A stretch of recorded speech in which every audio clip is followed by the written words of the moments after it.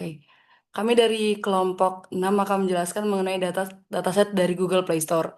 Dengan anggota yaitu pertama Gading Putra Priyanto, Muhammad Satrio Aji, Aisyah Nabila Putri, dan saya sendiri Tesalonika Samosir. Pertama, dilakukan dulu untuk import data set dari laptop masing-masing dengan nama Google Play Store CSV.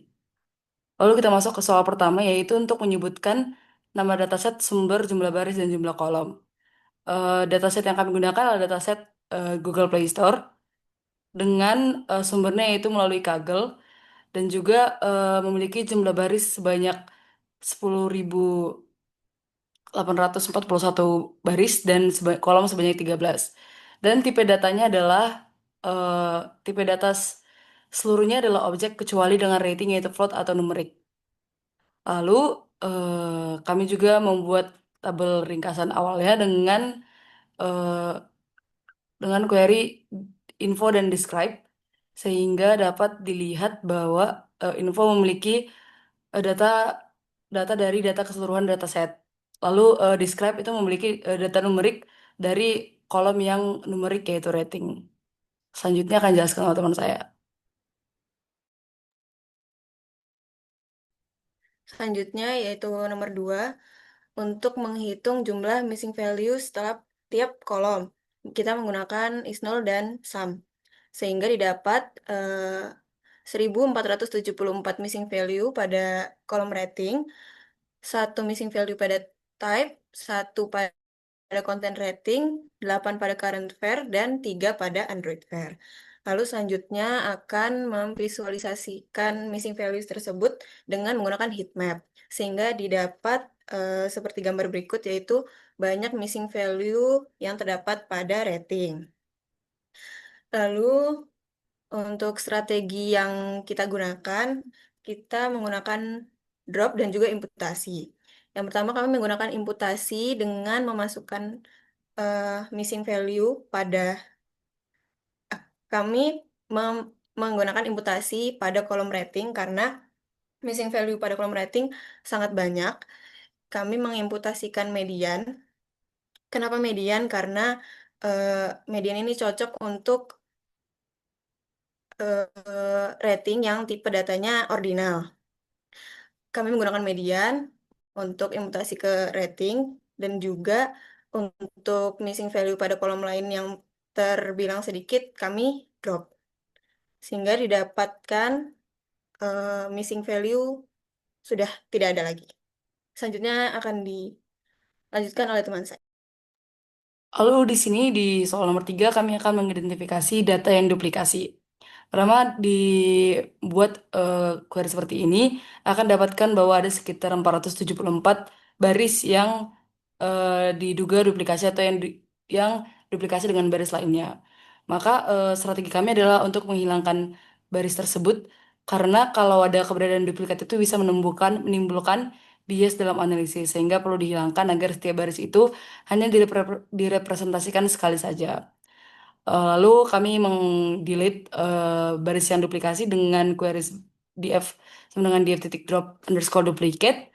Lalu kami melakukan juga konsistensi format yaitu memastikan bahwa format seperti price, install, dan last update itu menjadi numerik dengan dibersihkan dari simbol atau teks lalu dikonversi ke numerik atau datam agar formatnya siap dianalisis. Lalu selanjutnya untuk nomor 4 yaitu mengidentifikasi outlier. Di sini kami menggunakan metode z-score itu dengan sebagai berikut. Kami set thresholdnya itu lebih dari 3 sehingga didapat outlier pada rating itu 172 baris. Lalu selanjutnya akan divisualisasi dengan box plot, yaitu sebagai berikut. Ini untuk boxnya itu rata-ratanya pada di sekitar 40 sampai 4 sampai 4,5. Nah, untuk sisanya atau yang lingkaran-lingkaran kecil ini disebut outlier. Jadi outliernya mulai dari sekitaran 3,3 tuh. Lalu selanjutnya langkah yang diambil yaitu menghapus outlier berdasarkan di skor tadi yang lebih dari 3 itu dengan eh, membuat clean ini, yaitu yang memasukkan data-data yang bukan outlier dari itu dengan muncul muncul ini jumlah data setelah dihapus outliernya yaitu 8.714 dengan describe yang seperti di sini. Perbedaannya dari yang sebelumnya yaitu nilai minimum rating pada sebelumnya itu sangat rendah yaitu 1, namun sekarang udah naik jadi 2,7 karena rating yang terlalu jauh udah dibuang. Oke, lanjut ke soal nomor 5. Jadi di sini akan dilakukan tahapan label encoding. Nah, untuk label encoding sendiri ini dilakukan kepada kolom size dan juga kolom install. Jadi di sini pertama kita membuat kondisi ketika nilainya itu 0, maka maka di sini eh, akan di strip. Lalu jika ini apa jika isinya itu varies pada kolom size itu akan di return 0.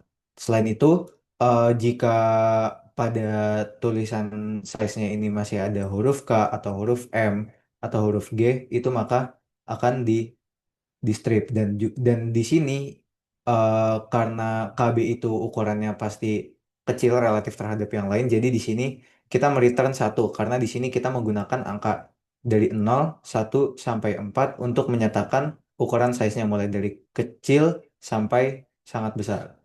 Lalu di sini untuk MB jika dia di bawah 10 maka akan dikategorikan sebagai ukuran 1. Sedangkan jika di bawah 50 ukuran 2, di bawah 200 MB ukurannya 3. Dan jika di atas 200 maka di return 4 yaitu besar. Dan juga dari 4 MB dari 200 MB ke atas hingga giga itu akan tergolong 4. Setelah itu untuk kolom installs di sini kita akan menghapus simbol-simbol seperti plus dan juga koma, jadi dibikin blank. Lalu di sini sama seperti kolom size di sini untuk kolom installs kita akan menggolongkan berdasarkan ukuran dari size-nya itu sendiri. Jadi jika di bawah 1000 dia ukurannya 1 penggolongannya hingga paling besar itu 6 jika dia ada di atas jika ada di atas angka ini. Lalu di sini untuk one hot encoding kita akan menerapkan pada content rating. Jadi one hot encoding ini kita akan membuat kolom-kolom baru karena di sini kan content rating itu dia bersifat kategorikal yang apa namanya tidak bisa dilihat langsung. Jadi di sini karena dia tidak bisa dilihat langsung, maka kita membuat kolom-kolom baru yang isinya nanti akan diisi oleh biner. Jadi eh, di sini misal kita run contohnya untuk content rating adults nanti akan ada flagnya berbentuk false atau true. Mungkin selanjutnya bisa dilanjutkan oleh teman saya.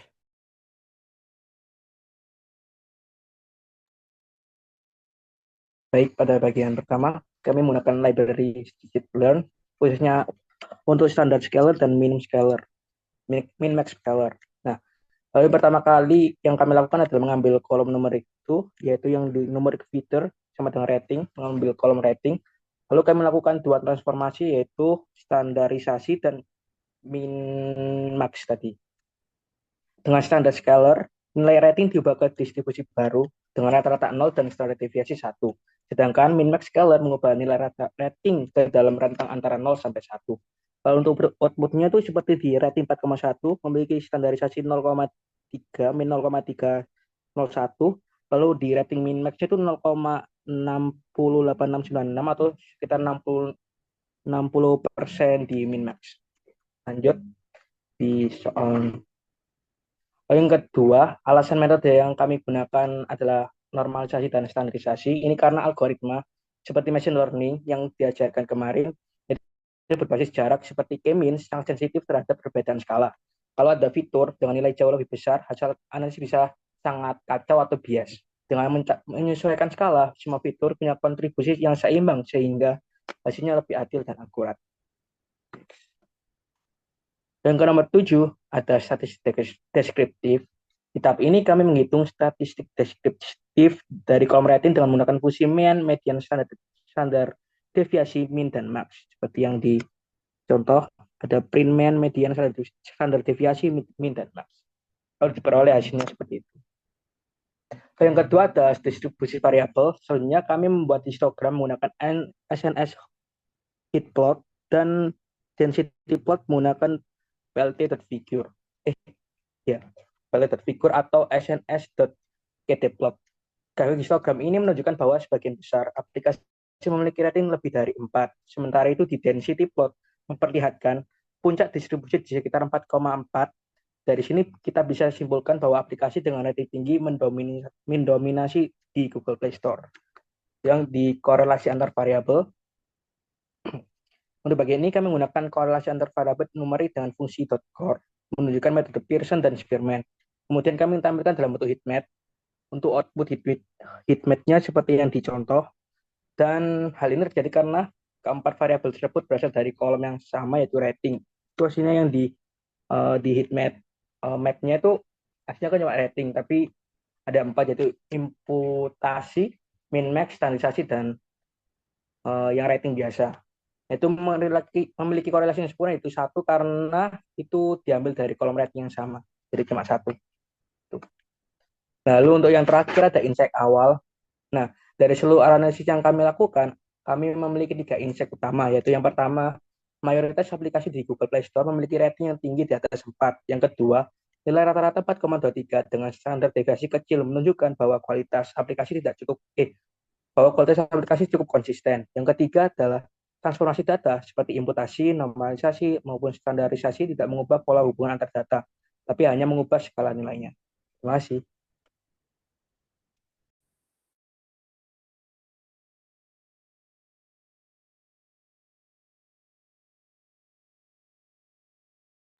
Oke, mungkin sekian penjelasan dari kelompok kami. Mohon maaf bila terjadi kesalahan atau salah kata. Wabillahi taufiq wal hidayah. Wassalamualaikum warahmatullahi wabarakatuh.